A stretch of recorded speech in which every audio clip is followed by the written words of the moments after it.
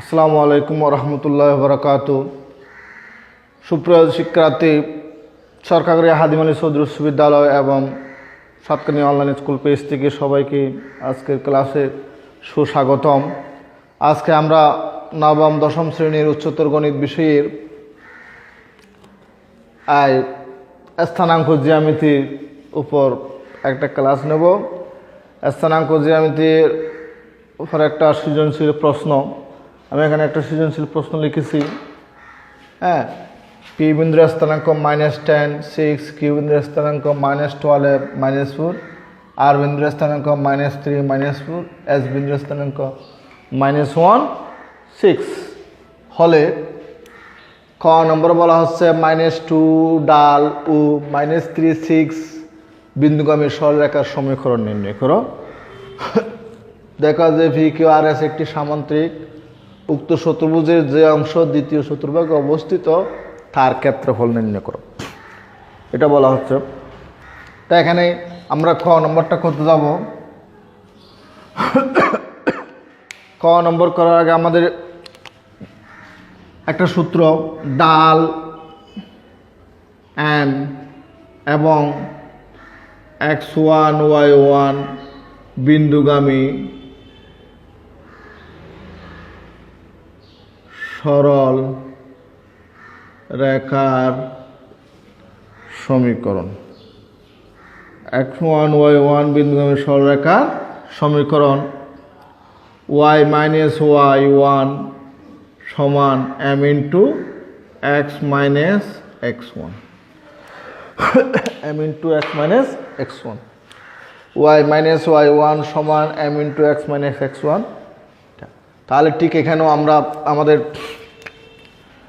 ডাল m সমান কি আছে -2, নির্দিষ্ট বিন্দু x1 y1 সমান -3, 6 এখানে আমরা লিখব। তাহলে আমরা জানি, এটা লিখে দিলাম। আমরা জানি ডাল এম এবং x1 y1 বিন্দুগামী সরলরেখার সমীকরণ। তো তাহলে এখানে আমরা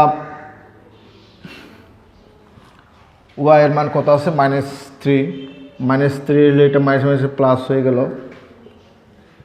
-3 হলে মাইনাস কি হয়ে গেল, প্লাস হয়ে গেল। y মাইনাস y1 এরপরে x m এর মান হতো -2, m এর মান হতো এটাতে -6 y1 -6 m এর মান হতো -2 x, এটা x1 এর মান 3 +3 হয়ে যাবে। y -6 সমান -2x -6 বা y + 2x -6 + 6 সমান, সুতরাং y + 2x সমান 0।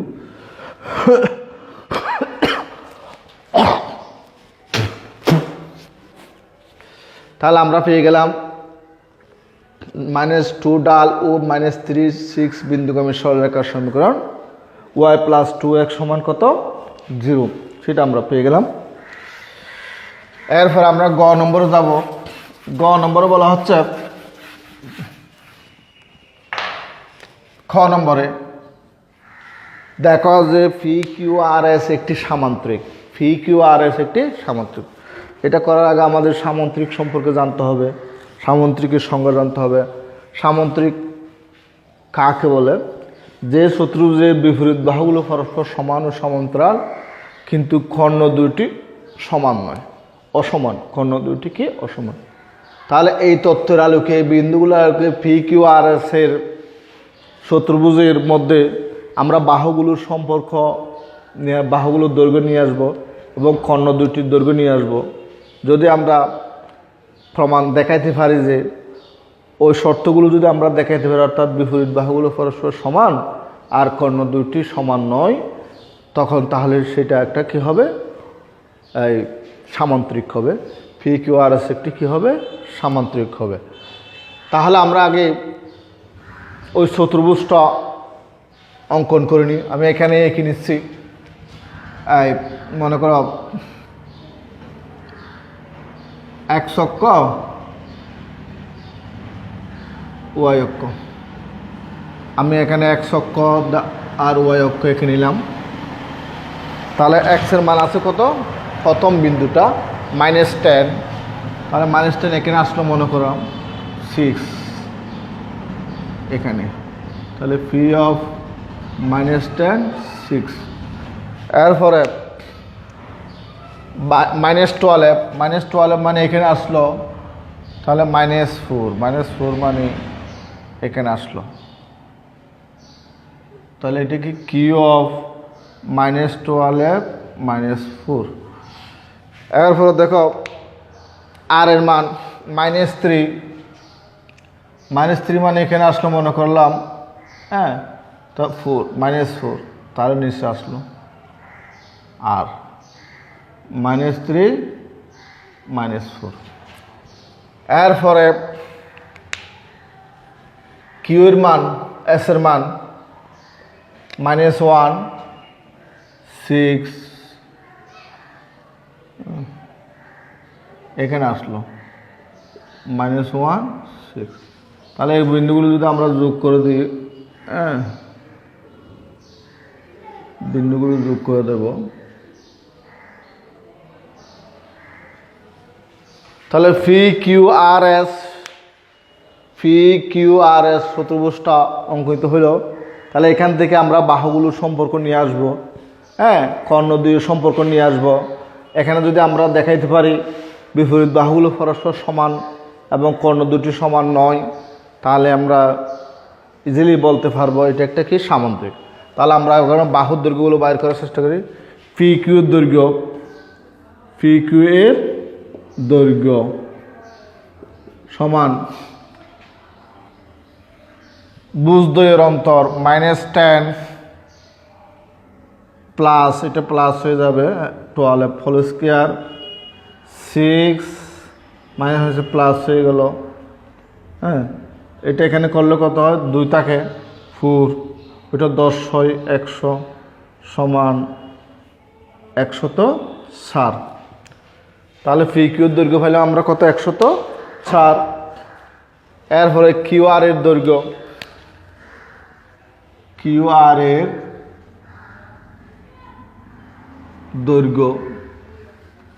আর এর দৈর্ঘ্য কত পাইব, -12, এটা মাইনাস প্লাস হয়ে যাবে, -12 + 3 হোল স্কোয়ার, হ্যাঁ, এটা -4 হ্যাঁ, -4, তাহলে কত হয়, -4 + 4 হয়ে গেল।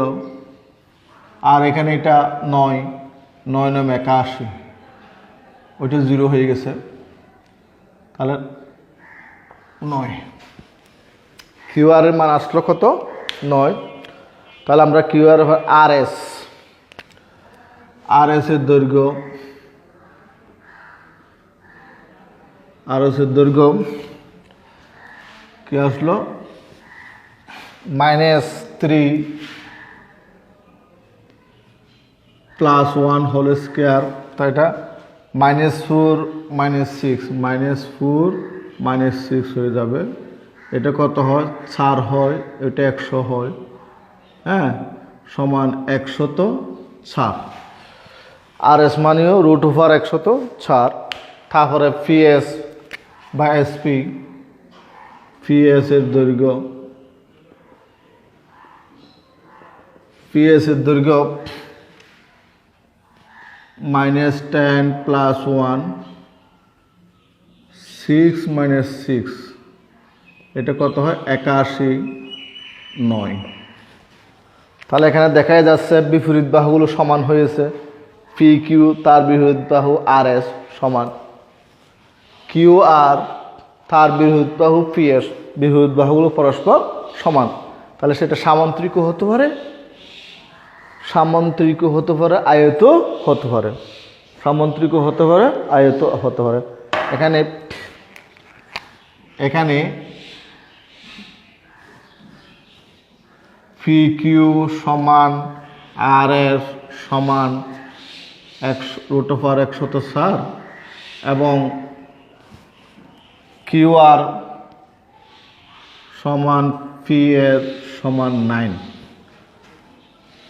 হ্যাঁ, বিপরীত বাহু আবার কর্ণ দুইটা দৈর্ঘ্য বাইর করব। আবার কর্ণ পি আর সমান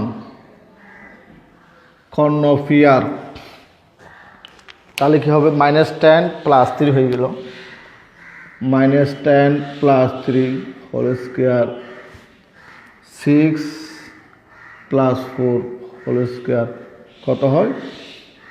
এটা কত হয়? 7 × 49 প্লাস 100 সমান 149 √100 এবং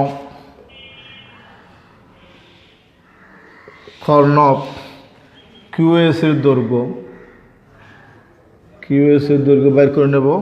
-12 + 1, এখানে কি আছে? -4 -6, এটা কত? 11 121 100 সমান 221। তাহলে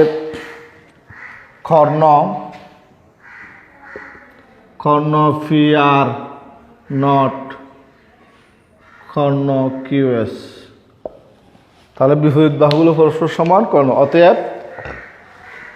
অতএব পি কিউ আর এস একটি সামান্তরিক।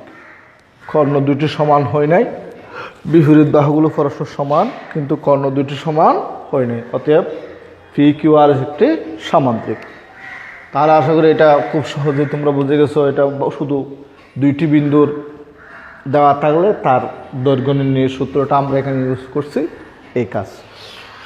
এরপরে গ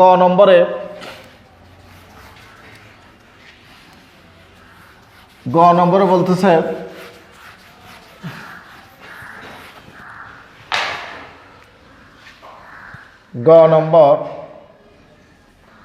বলা হচ্ছে উক্ত চতুর্ভুজের যে অংশ দ্বিতীয় চতুর্ভাগে অবস্থিত তার ক্ষেত্রফল নির্ণয় করুন। তাহলে এই চতুর্ভুজের কোন অংশটা দ্বিতীয় চতুর্ভাগে অবস্থিত? এই অংশটা। তাহলে এটা আমরা আগে এটা ধরে নিলাম ই এফ ধরে নিলাম মনে করো। তাহলে পি ই অর্থাৎ দ্বিতীয় চতুর্ভাগের সাথে এটা ই বিন্দু এবং এফ বিন্দুতে ছেদ করেছে। তাহলে পি ই এফ এস, এই পি ই এফ এস এই অংশটা দ্বিতীয় চতুর্ভাগে আছে, সেই অংশটার ক্ষেত্রফল আমাদেরকে বের করে নিতে হবে। তাহলে আমরা এখানে ই এর স্থানাঙ্ক x1 0 ধরলাম, হ্যাঁ x1 0 ধরলাম, এফ এর স্থানাঙ্ক x2 0 ধরলাম। কারণ এখানে x অক্ষের উপরে y এর মান 0, x অক্ষের উপরে y এর মান 0, x অক্ষের উপরে y এর মান 0। তাহলে পি ই এফ এস এই অংশটার ক্ষেত্রফল বের করে নিতে হবে। সেই অংশটাই হলো দ্বিতীয় চতুর্ভাগ আছে, সেই অংশটাই কোন চতুর্ভাগ আছে? দ্বিতীয় চতুর্ভাগ আছে। তাহলে মনে করি, তাহলে আমরা ধরে নিলাম, হ্যাঁ মনে করি চতুর্ভুজটি এক অক্ষের সাথে ধরি, চতুর্ভুজটি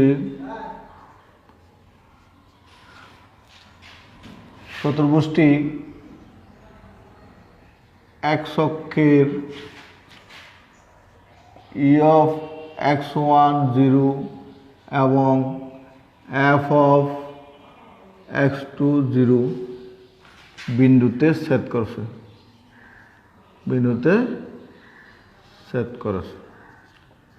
সেই বিন্দুতে ছেদ করেছে,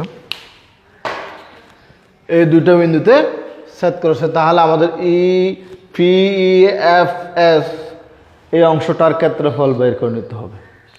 পি এফ এস এই অংশটার ক্ষেত্রফল বের কর। এই অংশটার ক্ষেত্রফল বের করতে গেলে আমাদের আগে ই বিন্দুর স্থানাঙ্ক এফ বিন্দুর স্থানাঙ্ক লাগবে, এফ বিন্দুর স্থানাঙ্ক লাগবে। এখন আমরা প্রথমে ই বিন্দুর স্থানাঙ্ক করার চেষ্টা করব। পি কিউ সরলরেখার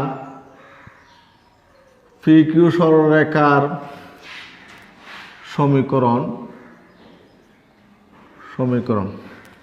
পি কিউ সরলরেখার সমীকরণ কি হবে? y1 minus y minus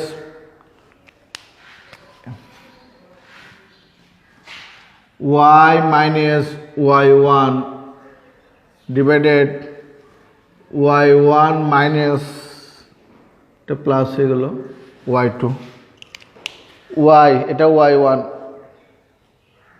x1 y1 x2 y2 x1 y1 x2 y2 তাহলে y minus y1 divided y1 minus y1 minus y2 এরপরে x মাইনাস x1 এটা x1 মানে 10 x1 মাইনাস x2 12 বা y মাইনাস 6 বাই 10 সমান x plus 10 by কত হয় 2 বা 5 y minus 6 সমান 5x প্লাস 50 5x প্লাস এটা 2 দিয়ে কাটছে। হ্যাঁ, এখন দেখো এই সমীকরণটা কিন্তু আবার এই বিন্দু দিয়ে গেছে, x1 0 বিন্দু দিয়ে গেছে। সমীকরণটা কি x1 0 বিন্দু দিয়ে গেছে। এই সমীকরণটি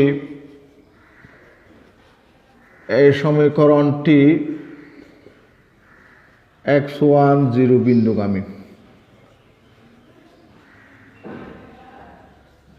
x1 0 বিন্দুগামী, তাহলে সুতরাং এখান থেকে এখানে মান বসাবো। x1 এর মান x এর মান x1, হ্যাঁ এটা হয়, বা 5x1 প্লাস 50 মাইনাস 6 বা 5x1 সমান মাইনাস 56, সুতরাং x1 সমান মাইনাস 56 বাই 5, x1 সমান মাইনাস 56 বাই 5, এটা আমরা পেয়ে গেলাম। তাহলে আমরা ই বিন্দুর স্থানাঙ্ক পেলাম। ই বিন্দুর স্থানাঙ্ক কী পেলাম? তাহলে মাইনাস 56 বাই 5 0। ই বিন্দুর স্থানাঙ্ক আমরা পেলাম মাইনাস 56 বাই 5 0, এটা গেল। ঠিক একই রকম করে আমরা এফ বিন্দুর স্থানাঙ্ক বাইর করব। হ্যাঁ, এফ বিন্দুর স্থানাঙ্ক বাইর করব।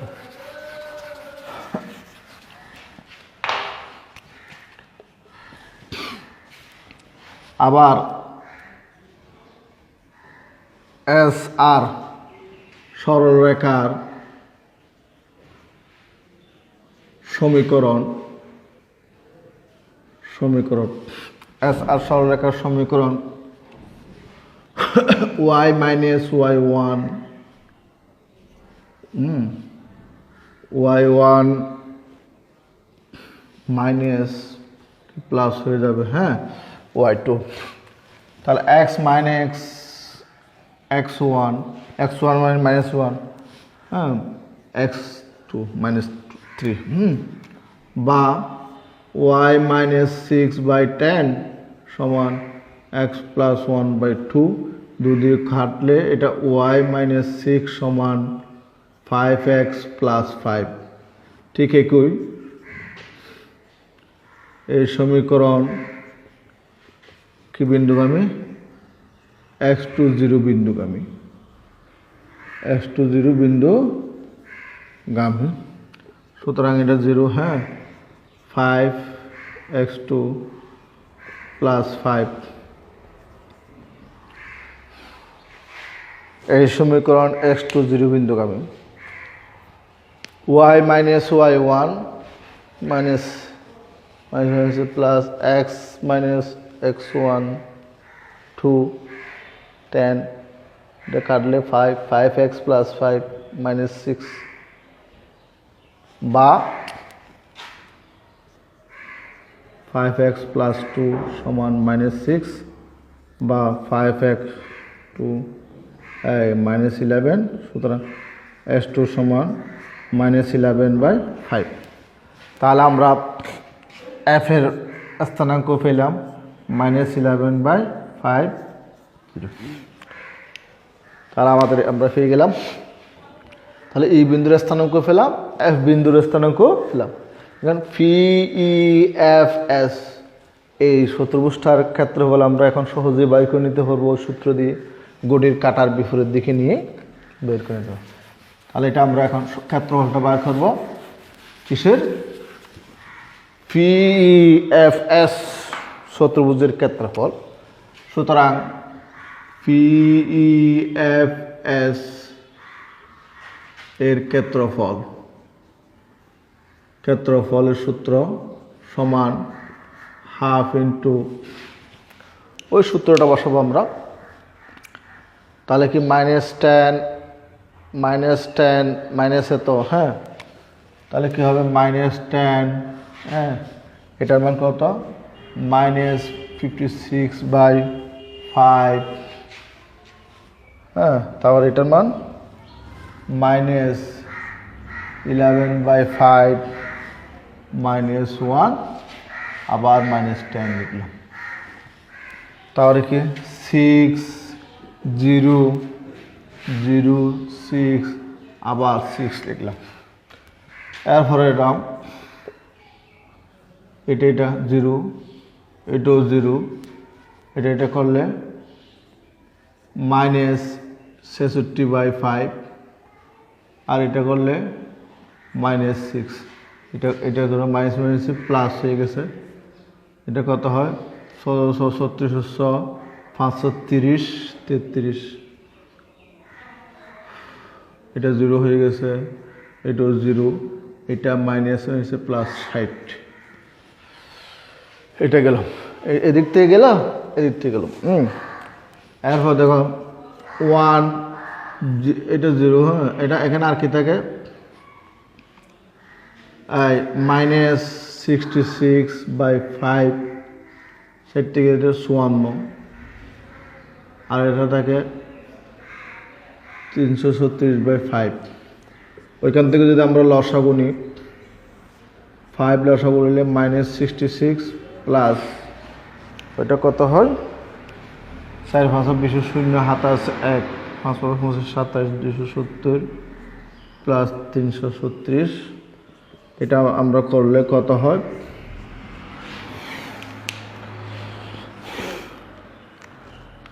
-66 প্লাস 270 প্লাস 336 কত হয় 540, 516, এটা 10, তাহলে 54 থাকে, 54 বর্গ একক। অতএব আমরা কি পেলাম, উক্ত চতুর্ভুজের যে অংশটা দ্বিতীয় চতুর্ভাগে আছে তার ক্ষেত্রফল 54 বর্গ একক, এটা আমরা পেয়ে গেলাম। অতএব উক্ত চতুর্ভুজের যে অংশটা দ্বিতীয় চতুর্ভাগে আছে তার ক্ষেত্রফল কত 54 বর্গ একক। সুপ্রিয় শিক্ষার্থীরা, আশা করি তোমরা এটি আয়ত্তে আনতে পেরেছো। এরকম সৃজনশীল প্রশ্ন তোমরা আরও বেশি বেশি করে প্র্যাকটিস করবা। এই বলে আজকে আমার ক্লাস এখানে শেষ করছি। সবাইকে ধন্যবাদ জানিয়ে এখানে ক্লাস শেষ করা। আল্লাহ হাফেজ।